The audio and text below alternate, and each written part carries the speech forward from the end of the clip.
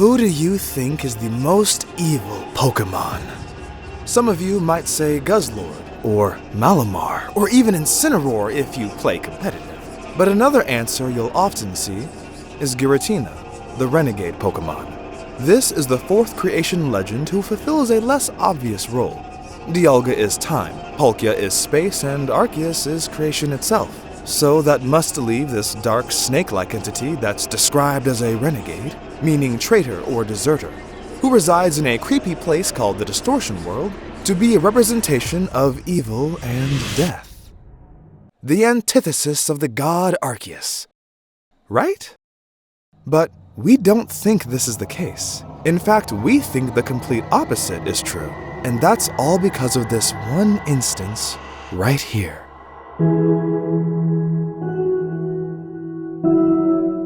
During the last moments of Platinum's opening cutscene, we see a face. More specifically, a smiley face. This is the only time we see Giratina make this face, and it's this little detail that, while some may just pass off as a creepy face, we find deep meaning in, as it's led us to believe that Giratina's true nature is that of innocence and playfulness, and that it's only because of humans like Volo why people perceive Giratina to be an evil Pokemon. A stigma that is represented in one of its core dex entries, as it reads, "It was banished for its violence." But if that's the case, then why didn't Giratina try to escape as soon as Cyrus opened the portal to the Distortion World, near the end of Platinum? Instead of wreaking havoc on the world and seeking vengeance for its banishment, it chooses only to grab Cyrus and disappear back into its prison, trying to stop Cyrus's evil plans entirely. As Cyrus explains, "It abandoned me here, then disappeared somewhere farther down. Was it content merely to interfere with my plan?"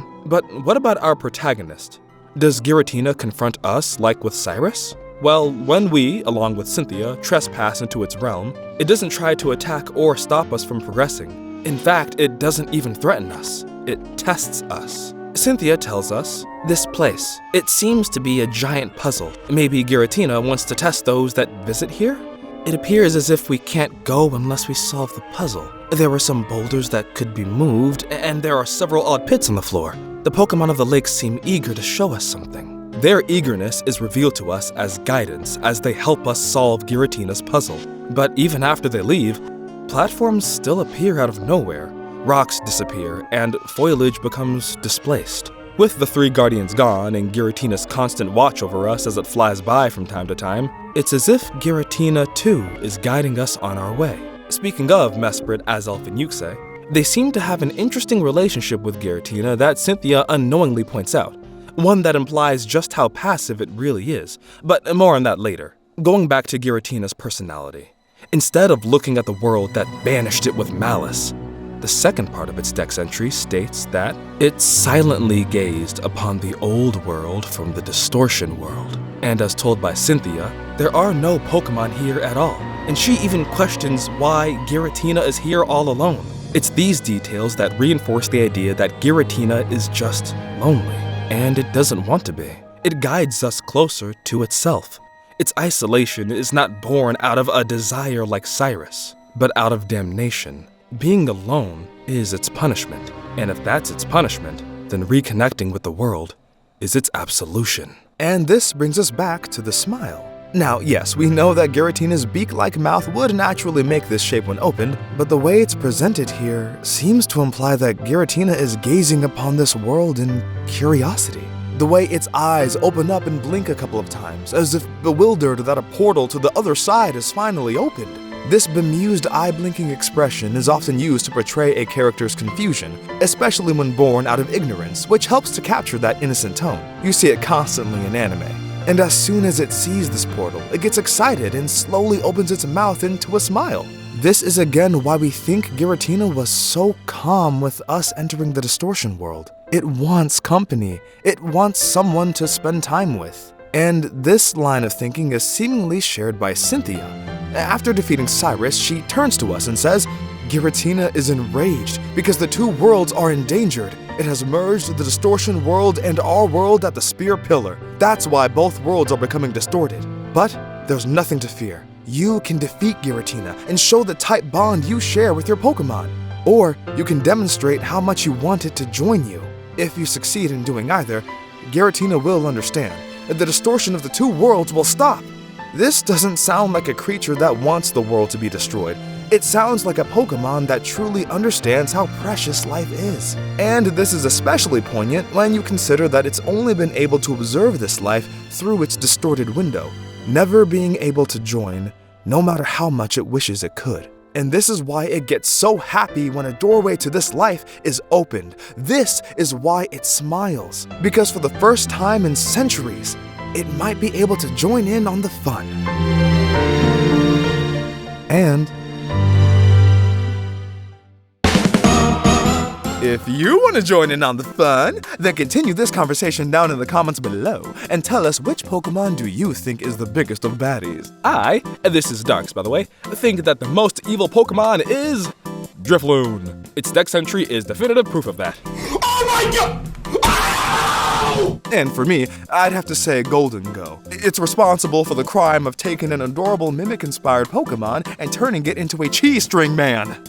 No! Oh my god! Why? Well, anywho. How could Giratina, the ruler and supposed creator of the distortion world, a place completely devoid of emotion, be capable of understanding emotion?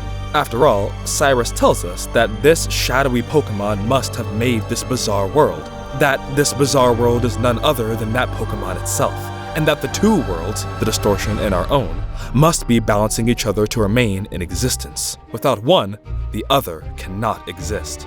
With this, he insists that if we were able to defeat Giratina, then, with it gone, neither world will be able to revert to its original state. If this is the case, and both Giratina and the distortion world are one and the same, then Giratina really is the pure essence of an emotionless void, hollow incarnate. But Cynthia has a different theory. While Giratina is the ruler of the distortion world, it didn't create it, and its relation to it isn't the same as space is for Palkia and time is for Dialga. For the latter two, space and time are intertwined with their duties and their existence. But for Giratina, the distortion world is an entirely separate thing. It only rules over it out of consequence, not because it is meant to or because it is at the core of its being. It isn't a part of the distortion as Cyrus declares. Cynthia corrects him as she says, "Don't believe his lies. It's not possible that a Pokemon can make the world disappear. The world awaited your birth. Giratina won't go out of existence. The distortion world won't disappear. Our world won't disappear either. And when we do defeat and capture Giratina, both worlds remain active and stable, as Cynthia said it would. Giratina was only banished to this world. Sure, it rules over it now, but it existed long before Giratina was ever banished there, and was most likely created by Arceus. The opposite could also be true, with Giratina existing long before the distortion world, as it could have been created for the sole purpose of punishing Giratina, after it committed whatever crimes it did. But either way, while Giratina may harness the power of this world is still its prison, not its home. And just because its prison is a void, that doesn't mean Giratina is too. But if Giratina isn't violent by nature and seems to have a strong grasp on human emotion, then why was it banished to this emotionless, empty void in the first place? This is a question that we and many Pokemon fans had pondered ever since we first laid our eyes upon this ghostly dragon. And it wasn't until we got introduced to the character Volo from Legends Arceus where we would finally get some more details on Giratina's origin. And while Legends Arceus revealed a bunch of information, it's actually in the mobile game Pokemon Masters EX that we get specific information on how Giratina ended up in the distortion world.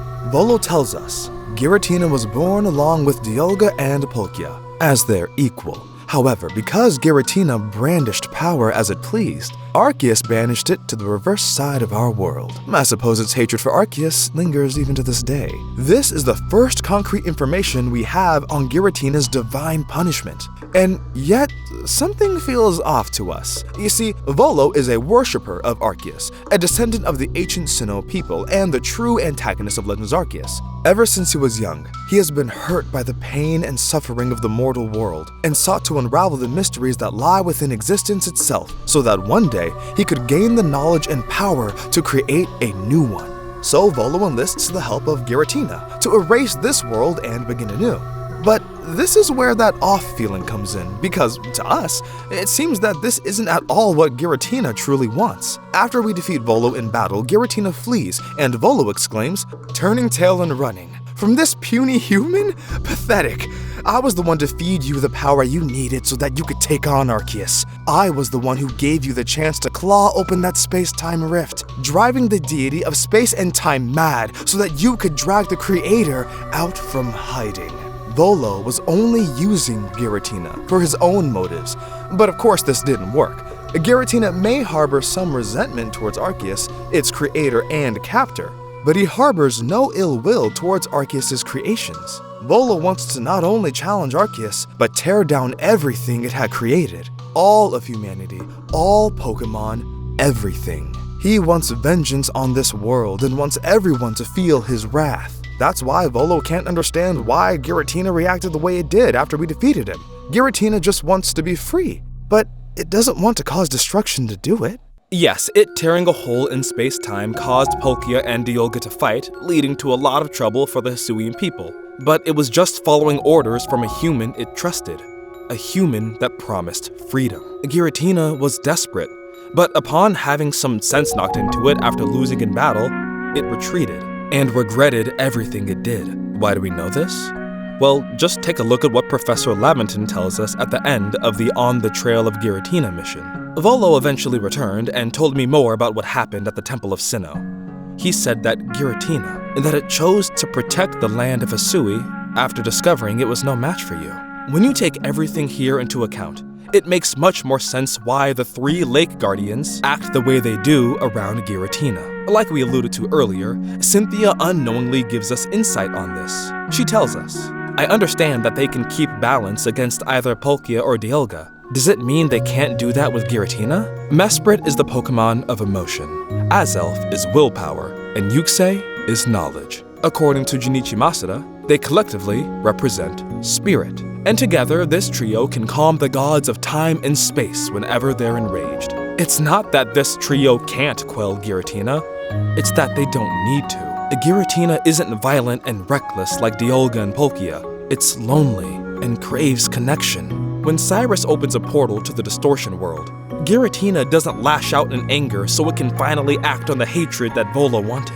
Giratina stops Cyrus, who, like Volo, is trying to create a new world by destroying the current one. It may look like a giant, scary, snaky ghost dragon, but it doesn't mean any harm. It loves life and wants to protect it. After all, even though it's a tiny detail that many of you may have missed, the first time you actually see Giratina in-game, it looks at you and smiles.